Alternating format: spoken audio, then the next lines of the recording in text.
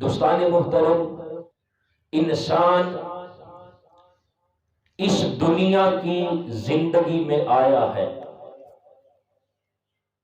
اور رب کا قرآن کہتا ہے کہ اے انسان، تو نے اس دنیا کی زندگی کو ترجیح دی ہے، حالانکہ والآخرۃ خیر وابقیٰ، جو آخرت ہے وہ ہمیشہ کی زندگی ہے، اور جو چیز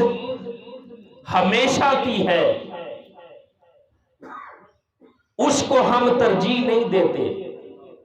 ہم ترجیح کس کو دیتے ہیں؟ اس عارضی زندگی کو۔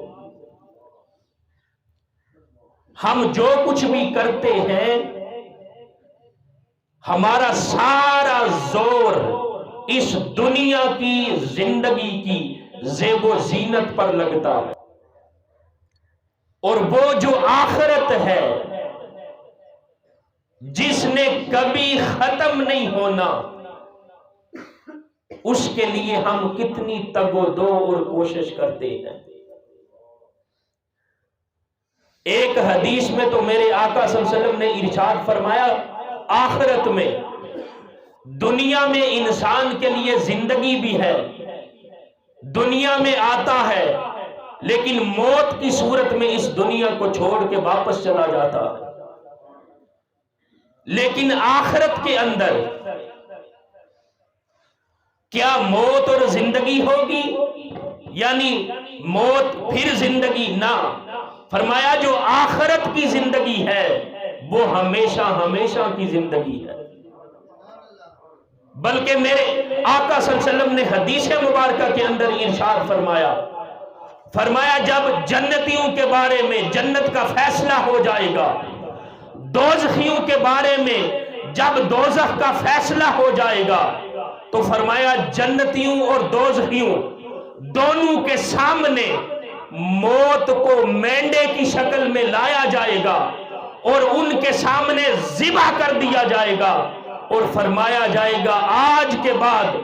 موت کو ہمیشہ کے لیے ختم کر دیا گیا ہے، جس کے بارے میں جو فیصلہ ہو چکا ہے اب اس نے ہمیشہ ہمیشہ کے لیے وہاں پر رہنا ہے۔ اب ذرا ایک لمحے کے لیے سوچیں تو صحیح، اگر خدا نخواستہ اللہ نہ کرے ایسا ہو ہمارے بارے میں دوزخ کا فیصلہ ہو گیا، تو پھر ہم نے ہمیشہ وہاں کے لیے رہنا ہے۔ اللہ کرے ہمارے لیے ایسا ہو کہ ہمارے لیے اللہ رب العزت اپنے محبوب کے صدقے اور وسیلے سے جنت کا فیصلہ فرمائے، تو یہ فیصلہ ہوا تو یاد رکھ لے ہمیشہ کے لیے ہونا ہے۔ تو دوستان محترم، ہم پھر کیوں نہ اس زندگی کے لیے دوڑ دھوپ کریں جو ہمیشہ کے لیے زندگی ہے،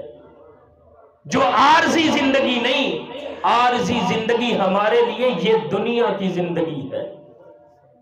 جس کے لیے ہم بڑی تگ و دو کرتے ہیں، جس کو سنوارنے کے لیے ہم حلال حرام کی تمیز نہیں کرتے، جس زندگی کے نظام کو چلانے کے لیے ہم بڑے بڑے پاپڑ بیلتے ہیں، لیکن وہ زندگی جس کے بارے میں رب نے کہا والآخرۃ خیر وابقیٰ، لوگوں جو آخرت کی زندگی ہے وہ ہمیشہ کی زندگی ہے، ہم اس زندگی کے لیے کتنی تگ و دو اور کوشش کرتے ہیں۔